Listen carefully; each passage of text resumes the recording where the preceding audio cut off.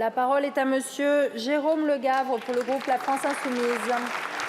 Madame la Première ministre, la directrice exécutive de l'UNICEF a affirmé lundi devant le Conseil de sécurité de l'ONU « Plus de 420 enfants sont tués ou blessés chaque jour à Gaza ». Jean-François Corti, vice-président de Médecins du Monde, explique dans Libération « On est passé d'une prison à ciel ouvert à un charnier à ciel ouvert ». Madame la Première ministre, vous et votre gouvernement avez fait le choix de soutenir inconditionnellement le gouvernement de M. Netanyahou. Dans une démocratie, c'est le droit pour d'autres, et ils sont nombreux, de penser, de dire que le carnage doit s'arrêter tout de suite, qu'il faut un cessez-le-feu immédiat.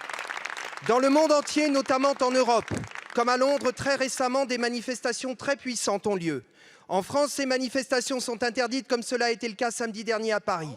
Madame la Première ministre, pourquoi ? Pourquoi cette position intenable et incompréhensible ? En réalité, un climat dangereux est en train de s'installer. Dangereux pour le pays, la démocratie et l'ensemble des libertés publiques. Au Rassemblement national et dans votre majorité, certains ont cru bon de s'en prendre à la liberté de la presse, de cibler l'AFP et de se prononcer pour que lui soient retirées ses subventions publiques. Un autre député de votre majorité, rajoutant aux menaces réelles dont ce dernier est l'objet, déclare à la radio « Jean-Luc Mélenchon est un danger pour la société, il devrait être fiché S ».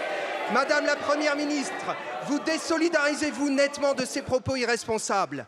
La première victime d'une guerre est la vérité. C'est vrai à chaque fois, ça l'est particulièrement à Gaza, pilonnée, réduite au silence.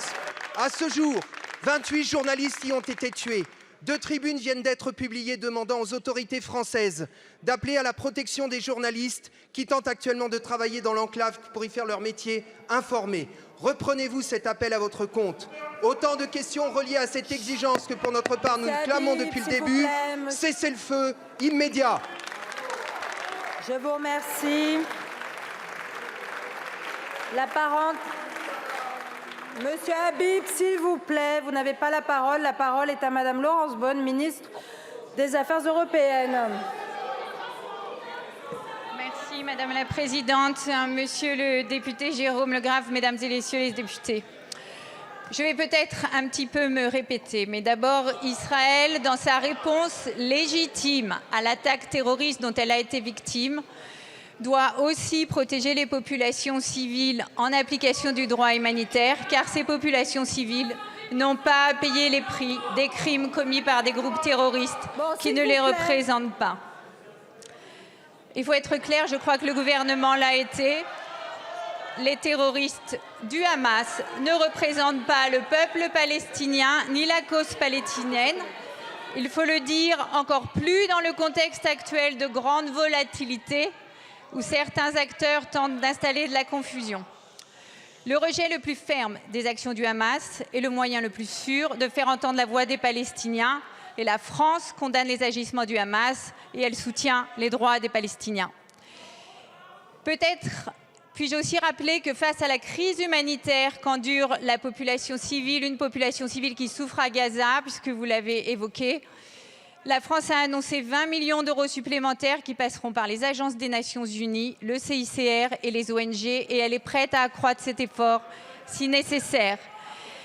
Et cette aide aux populations et aux déplacés, elle a demandé l'ouverture des corridors et la pause humanitaire pour la leur faire parvenir d'urgence.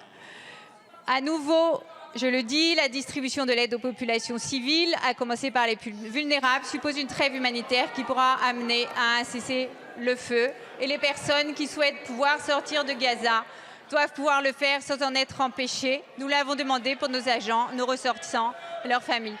Et enfin, il faudra une solution politique pour que les deux peuples puissent vivre côte à côte. Je vous remercie. Bon. Je vous remercie, Madame la Ministre. Je vous remercie.